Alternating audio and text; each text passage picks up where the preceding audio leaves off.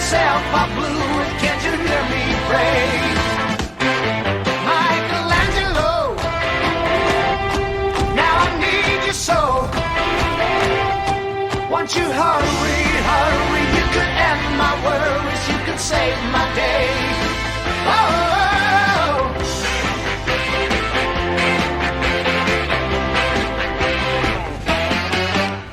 She's the kind of teaser to make it in a golden frame. Bye-bye to Mona Lisa, you might say it's a crying shame. But she wouldn't like it up there on the wall, 'cause next to my baby she'd look nothing at all. So master, don't you understand?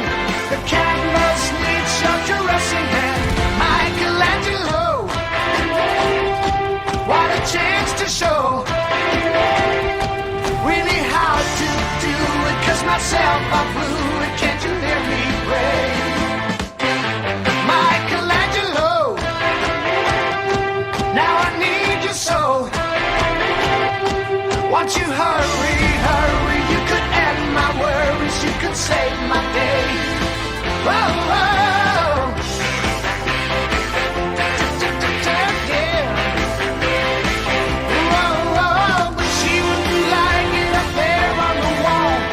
Next to my baby, she looked nothing at all.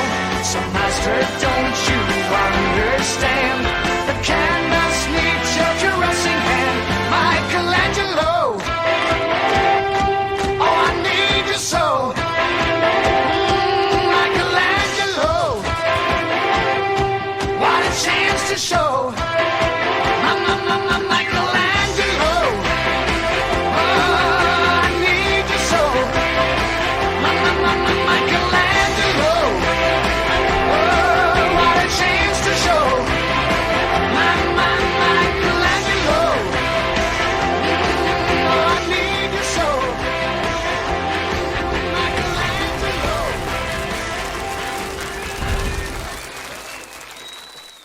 G'day punters, thanks for tuning in. Hope you liked that little highlight reel. That was just a brief set of highlights from the 4 games I've played in Michelangelo since unlocking it in the Dockyard.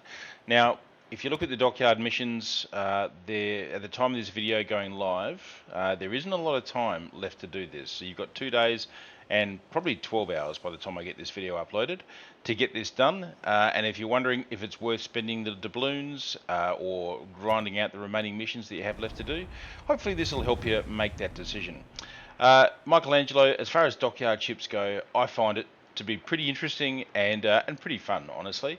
It's not what I'd call powerful, but it does have some pretty neat tricks which you can have a lot of fun with, and I hope you saw that in some of those examples. I mean, that was only 4 games I showed you those little highlights from. So yeah, obviously the thing that really strikes you about this ship is the really odd turret configuration with the 2 main battery turrets, with the 8 rifles sitting right there in the middle of midships.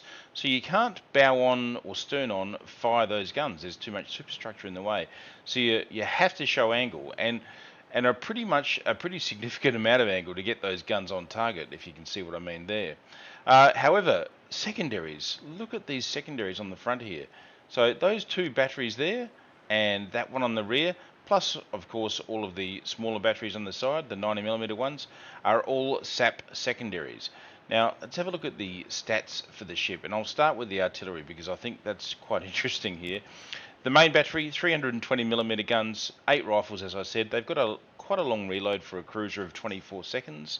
And look, they're not terribly accurate. The vertical dispersion is quite ordinary. You'll still, like at probably the optimal engagement ranges, I think are probably between 10 and sort of 16 Ks. You'll still land probably more than half of your shells on most occasions, but they can be a bit frustrating. However, it does have semi-armor piercing, so the alpha is really good, especially against lightly skinned targets, and they've got an armor penetration of 82mm, so they can hurt battleships quite well as well. Just you've got to show a lot of side when you're using them, and obviously keep in mind your smoke firing penalty, because that is very much going to be on your mind when you're using this ship. Now, the really interesting part about this is the secondaries. Now, it's not common for Wargaming to give us a cruiser that actually has effective secondaries. This one absolutely does. So those main batteries, or sorry, those main secondary batteries are 152 millimeters, and there's 12 of them. So you've got 8 at the front, 4 at the back, and then of course you've got these 90 millimeter ones as well. Now the 90 millimeters, they are also semi-armor piercing, so 26 millimeters of penetration. The 152s, 42 millimeters of penetration. So effective against pretty much all ships except battleships when it hits them in the 50 millimeter.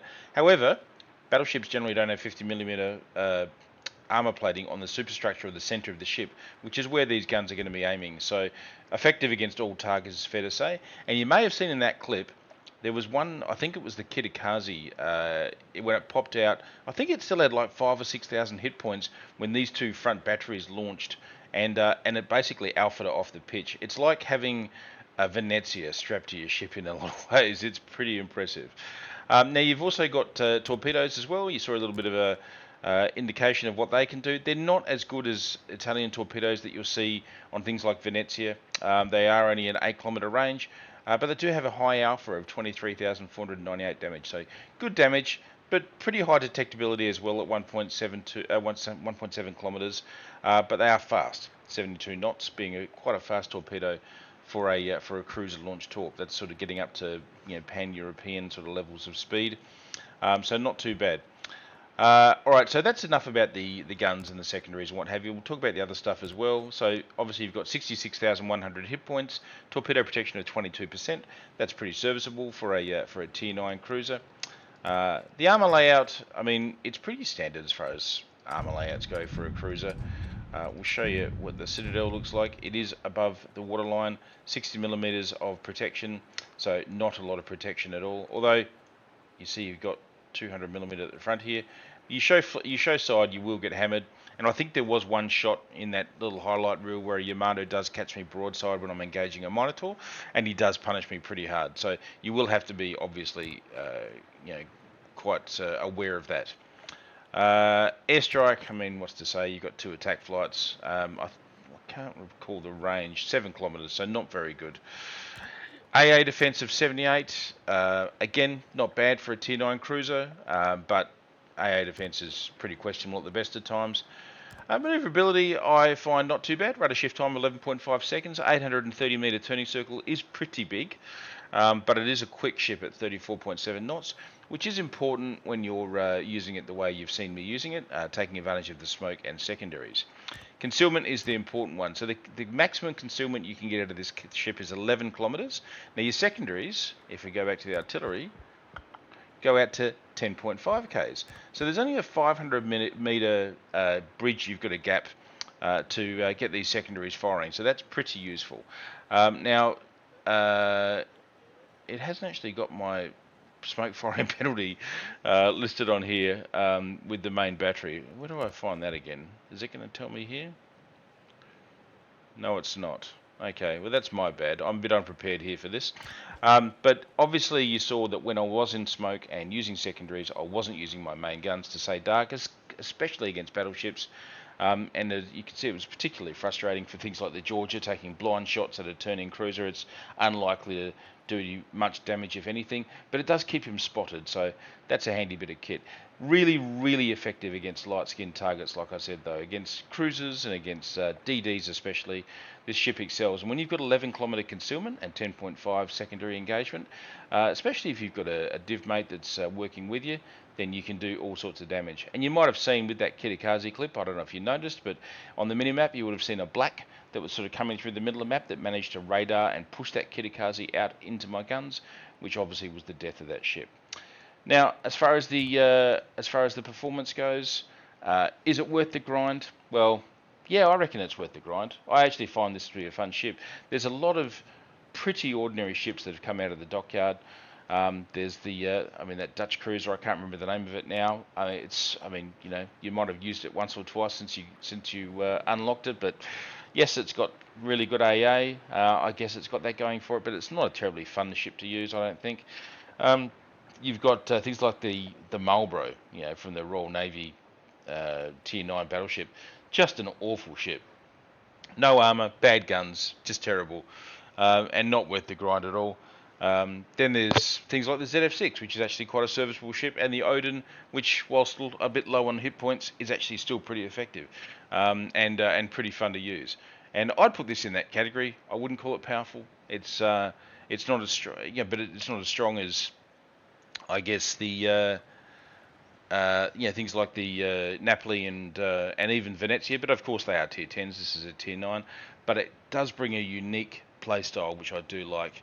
And now that secondaries are, on some cruises at least, a viable option, it's a really good thing to spec a captain into. Now, speaking of the captain, let's talk at the captain skills. I'm using Luigi Sansonetti. This is my Venezia captain, and funnily enough, this isn't an optimal Venezia build. This is more of an optimal Napoli and Michelangelo build because, well, I don't really care too much. But I've obviously spec'd it around secondaries. Now, clearly the 4-point skills are going to be Concealment Expert at 10%, and Top Grade Gunner. So this obviously gives you a boost to your secondary firing speed when you're outnumbered. Then, of course, we've taken Superintendent so we can get the extra smoke. So we have 3 smokes in total.